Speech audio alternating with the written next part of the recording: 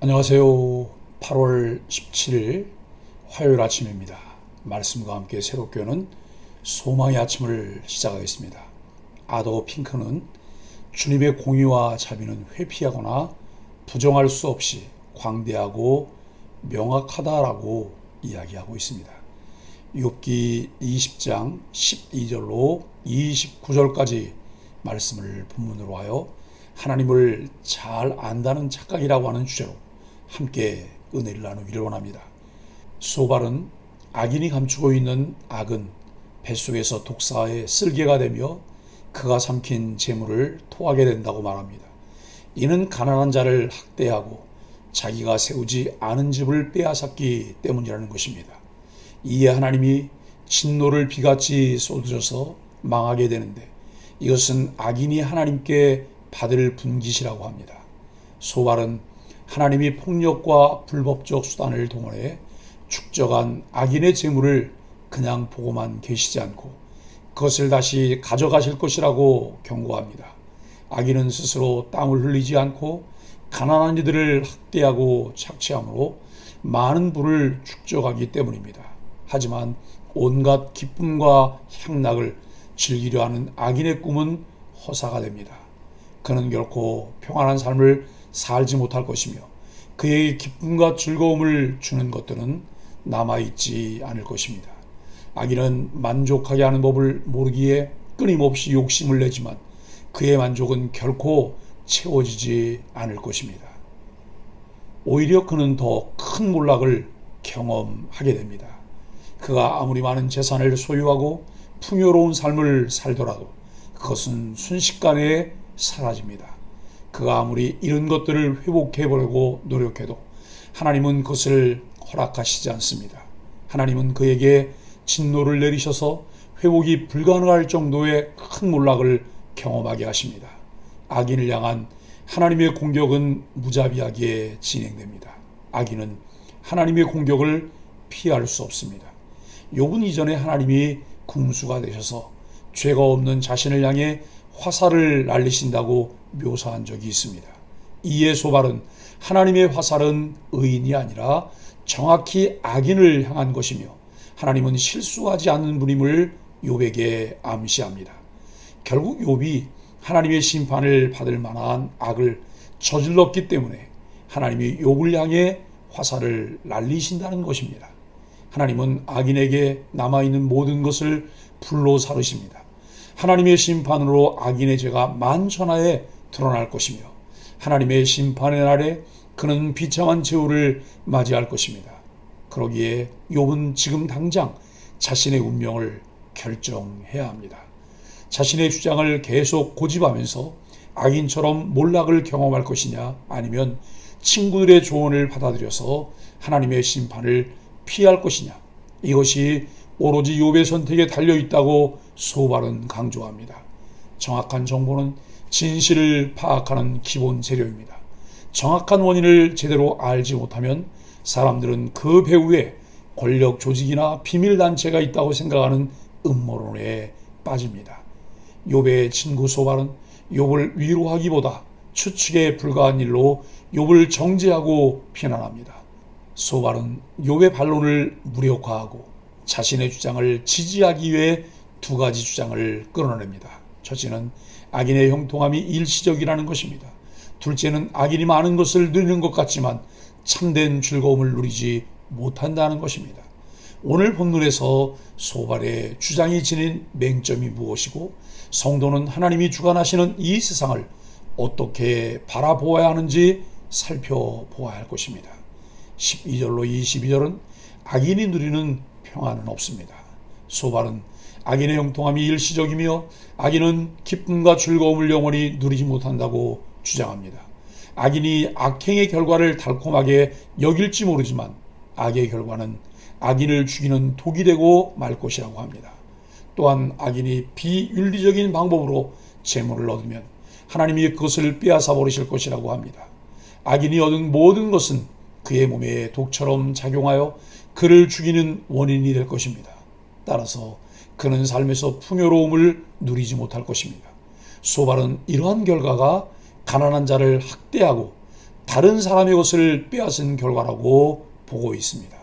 악인은 반드시 심판을 받고 그 대가를 지불하는데 그가 잠시 누리는 재물과 풍요로움은 그를 죽이는 원인이 될 것이며 혹 그러한 것들을 오래 누린다고 할지라도 악인의 마음에는 평안함이 없어 참된 만족을 누리지 못한다고 말합니다. 특별히 소발은 악인이 누리는 재산과 소유물이 가난한 자들로부터 빼앗은 것이라고 말합니다. 이러한 권선징악의 결말은 모든 사람이 듣고 싶어하는 내용입니다. 이러한 세계관이 많은 사람들에게 위로를 준다는 사실은 그만큼 현실에 부당한 일이 많다는 방증입니다. 많은 사람이 인과응보의 법칙을 진리라고 믿고 싶어 하지만 현실은 다르다는 것을 우리는 잘 알고 있습니다. 본문의 경우 아무런 잘못 없이 고통의 한가운데 있던 욥에게는 소발의 주장이 특히나 전혀 설득력이 없었습니다. 23절로 29절은 심판의 하나님입니다. 소발은 악인이 평안함을 누리지 못하고 결국에는 심판을 받을 것이라는 주장에 보다 힘을 싣기 위해 심판을 내리는 주체가 하나님이라고 말합니다. 악인이 배불리려 할 때 하나님이 그러지 못하도록 하실 것입니다. 그가 재난을 피하고자 할 때 하나님은 그에게 더 큰 재난을 주실 것입니다. 그의 숨겨진 죄악이 드러나고 그는 모든 재산을 잃어버릴 것입니다. 이 모든 일을 하나님이 행하신다고 말하고 있습니다. 사실 소발이 지금 구체적으로 언급한 일들은 욥이 당한 고난과 매우 밀접한 연관이 있습니다. 하나님이 진노를 내리셨다거나 불을 내리셨다는 것은 실제로 욥이 당한 고난 가운데 하나였습니다. 즉 소발이 묘사한 악인의 운명이 욥의 상황과 일치합니다. 소발은 욥을 악인 취급하며 끊임없이 정죄하고 있습니다. 그는 욥의 고난을 하나님이 악인에게 행하신 심판으로 규정합니다. 소발의 주장에 따르면 욥에게는 소망이 전혀 없습니다. 또 하나님이 악을 심판하시는 분이므로 욥이 구하는 중재자가 있을 수 없다는 것이죠. 여기서 우리는 죄인을 불쌍히 여기시는 하나님에 대해서는 소발이 전혀 몰랐다는 것을 보여줍니다. 소발은 하나님이 죄인을 불쌍히 여기신다는 사실을 몰랐기 때문에 죄에 대한 심판만을 강조하며 고난 가운데 있는 친구에게 큰 상처를 주었습니다. 이처럼 하나님을 잘 알지 못하면서 개인의 견해의 권위를 부여하기 위해 하나님의 이름을 빙자하는 행동은 필연적으로 하나님과 사람 앞에서 죄를 짓는 결과를 불러옵니다. 평생 헌신적으로 교회를 섬긴 권사님이 있습니다. 그런데 노년에 이르러 그전까지 경험하지 못했던 일들을 하나씩 만나게 되었습니다. 그분을 좌절하게 하는 일들, 즉 나오미의 현실을 경험하기 시작했습니다. 그러면서 신앙의 큰 위기를 맞습니다. 평생 열심히 믿어온 하나님에 대한 신앙이 무너지는 것 같은 경험입니다. 내가 믿고 섬긴 하나님이 이런 분이었나? 내가 평생 하나님을 얼마나 잘 섬겼는데 하나님께서 나의 노년에 어떻게 이렇게 하실 수가 있지라고 생각했습니다. 무엇이 문제일까요? 그동안 그분은 자신도 모르는 사이에 일련의 공식을 가지고 하나님을 섬기며 살아왔습니다.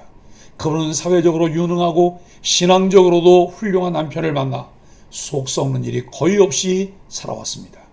자녀들은 모두 공부를 잘했고 결혼 생활도 잘하고 있었습니다. 그런데 노년에 이르러서 모든 일이 꼬이기 시작했습니다. 이제껏 자신이 믿고 살아온 공식으로는 도저히 설명이 되지 않는 현실들이 자신의 자녀들의 삶에 일어나기 시작한 것입니다. 그분이 만난 이 상황에서 무너진 것은 무엇일까요? 그분의 신앙일까요? 아니면 신앙 공식일까요? 공식을 붙잡는 신앙의 문제가 바로 여기에 있습니다. 공식이 무너지면 신앙도 무너지는 것처럼 보입니다. 그분은 자신의 노년에 벌어지는 일들을 보면서 이렇게 생각할 수는 없었을까요? 하나님이 나를 사랑하셔서 이 늦은 나이에 하나님의 신비와 하나님의 선하심을 새로운 방식으로 보게 하는구나라고 말입니다. 그런 과정이 없으면 우리는 이론적인 신앙을 벗어나지 못합니다. 그리고 그 공식으로 다른 사람의 삶을 판단합니다. 공식이 무너지는 경험은 하나님께서 우리를 성화의 길로 인도해 가시는 중요한 방편입니다. 사랑하는 소망의 가족 여러분, 많은 성도들이 소발과 같이 하나님을 잘 안다는 착각을 하는 잘못을 범합니다. 하나님의 주권과 섭리에 따라 일하시는 하나님을 믿는 것이 아니라 우리가 가진 고정관념과 어떤 공식에 따라 살아가는데 이것을 신앙 좋은 것으로 착각하기도 합니다. 자신의 주장과 생각을 정당화하며 인정받으려고 하나님의 권위에 기대어 옵니다. 이는 하나님을 잘 모를 때 나타나는 교만과 어리석음입니다. 진정으로 하나님과 깊이 교제하며 하나님을 알아가고 다른 사람들에게 쉽게 충고하거나 정죄하는 어리석음에 빠지지 말아야 합니다. 우리에게 주어진 매일 소망의 아침을 통해 하나님을 알아가며 깊이 교제하는 소망의 가족들이 되기를 예수 그리스도 이름으로 간절히 축복합니다. 함께 기도하겠습니다. 악인을 향한 하나님의 심판을 확신하며 매일 마주하는 악의 유혹을 이기게 하여 주옵소서. 말씀으로 우리의 삶과 마음을 살펴 악이 틈타지 않도록 분별하고 경계하길 원합니다. 다른 사람의 상황과 삶을 섣불리 판단하고 말하는 어리석음을 버리고 그를 위해 기도하게 하여 주옵소서. 예수님의 이름으로 간절히 기도합니다. 아멘.